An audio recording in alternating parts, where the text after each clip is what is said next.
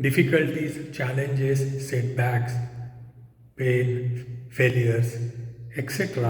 are part and parcel of dual nature of this life. Our tendency is to avoid them or get frustrated or depressed by these situations.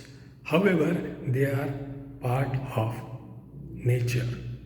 When we look at history, we find that greatest innovations, creativity, poetry, architecture, or anything beyond our imagination or something new came out when those people faced these big challenges or problems or pain.